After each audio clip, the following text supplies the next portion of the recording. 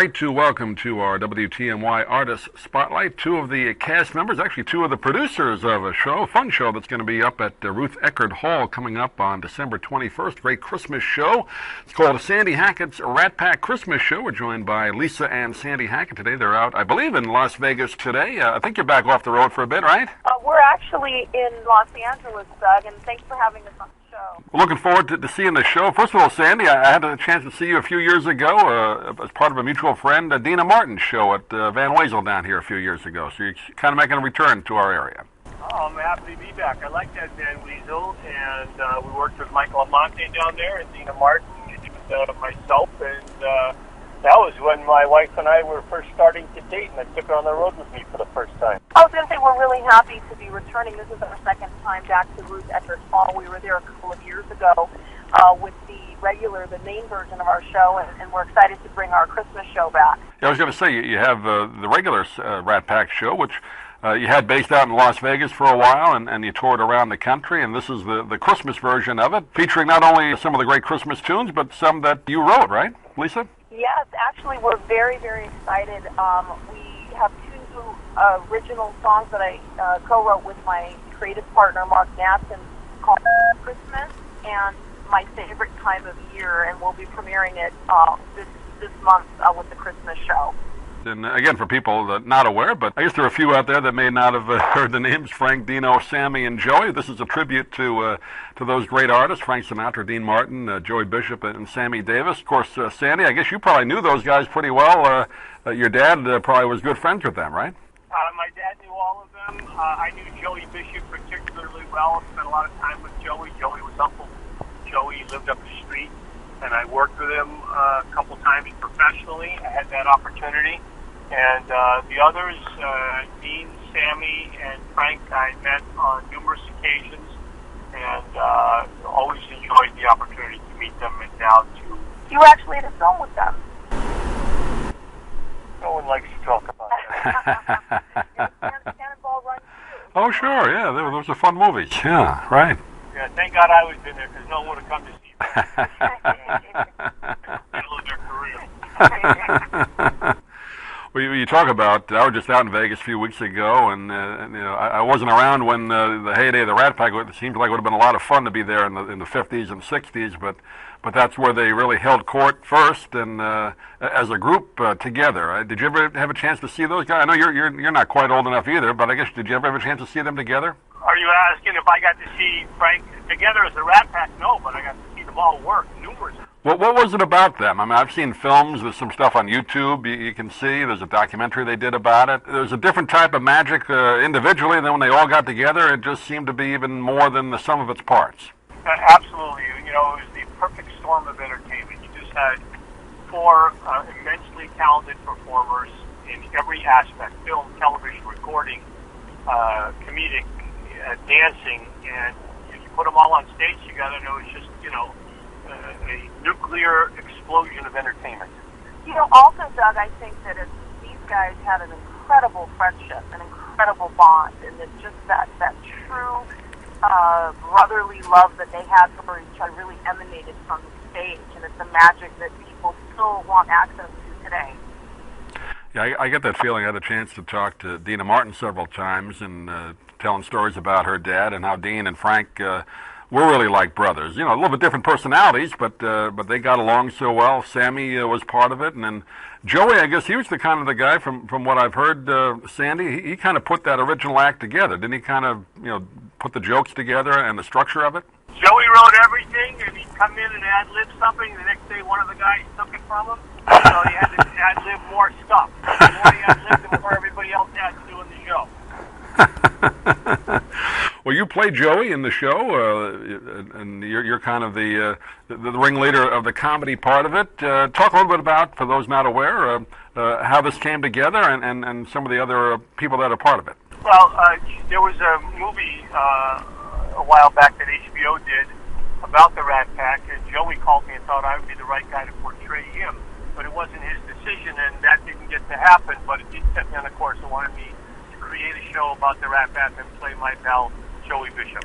And you like we said, you do there's a regular version of the show, but this is a Christmas version. So I guess you do some of the same things, right? You get that banter back and forth, but this one includes some Christmas tunes in between the camaraderie, right? Absolutely. And one of the things we pride ourselves on is the camaraderie of the guys and bringing the essence of the friendship and the spontaneity that those guys had then to our show. I was just going to say, I feel like our show's not a tribute show. It's, Sandy and I both have personal connection to those guys. I don't know if your listeners know this, but my father, Robert, was a huge songwriter. He wrote songs like For Once in My Life, which was recorded by all the Rat Pack members, Touch Me in the Morning, Heaven Help Us All, Sunday Christmas If I Could, and on and on. And we have some of his original songs in our show. And our show is more of a theatrical production. There's a narrative, and our arrangements are spectacular. Great chemistry and love between the actors personally and on stage.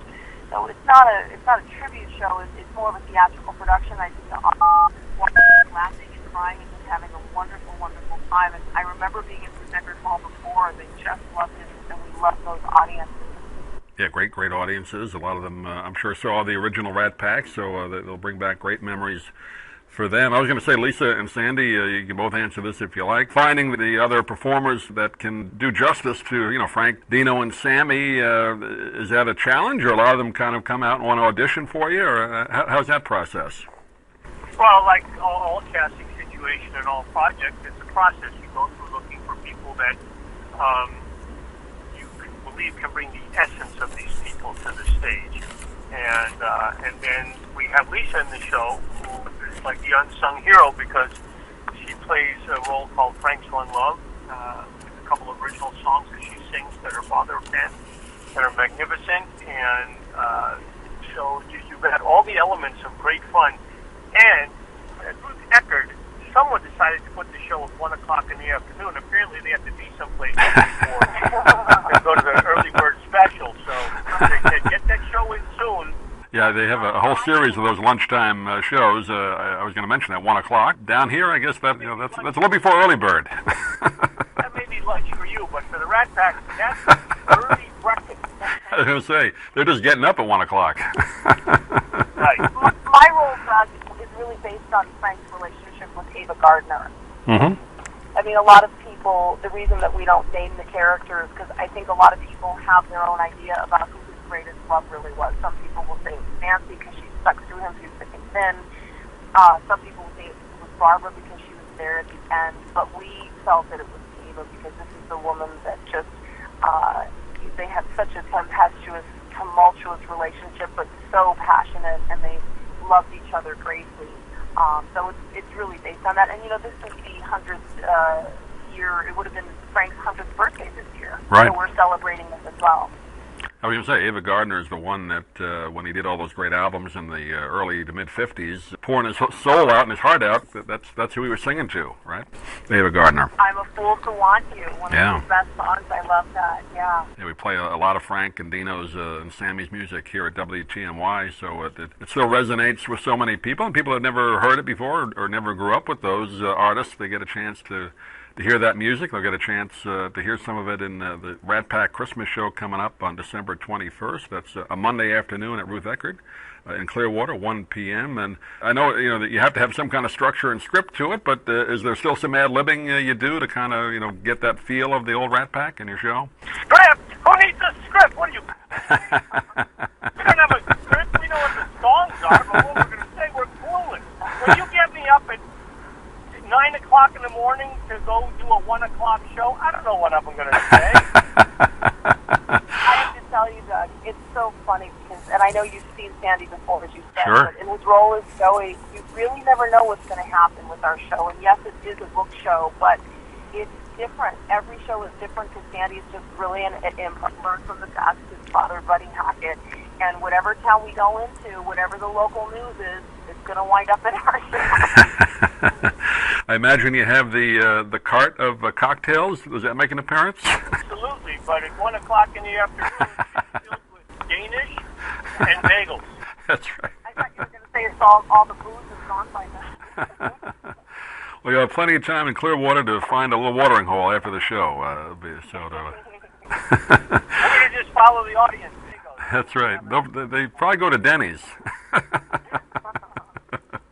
Well, really looking forward to our audience here to come and see the show again. Sandy Hackett's Rat Pack Christmas show, also featuring Lisa in the show, Lisa Hackett, and a great cast of Dino, Frank, and Sammy as well. And Sandy portrays Joey Bishop. It's on December 21st. That's a 1 p.m. show at Ruth Eckerd.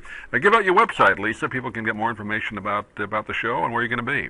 The website is www.sandysratpack.com, and they can find our touring schedule. We have all kinds of videos about the show and bios and where we're going to be and what we're going to be up to.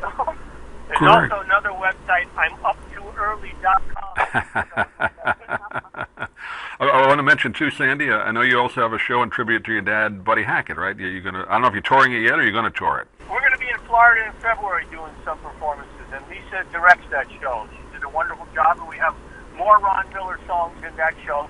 And so far, no one's made us get up at 9 o'clock in the morning. Well, yeah, definitely. Let's keep in touch. I'd like to talk to you about that when it comes around our area, because I want to see that one as well. To talk to you. Meanwhile, Lisa, you can send him your Christmas songs to play on the radio. Oh, you did? Lisa and Sandy, real pleasure to talk to you. Thanks for joining us today at WTMY. We'll look forward to seeing you on December 21st. Thank you so much, Miles. We look forward to seeing you and all the wonderful people down there in Clearwater. Thank you so much, Doug. We really appreciate your interviewing us and taking the time. Great.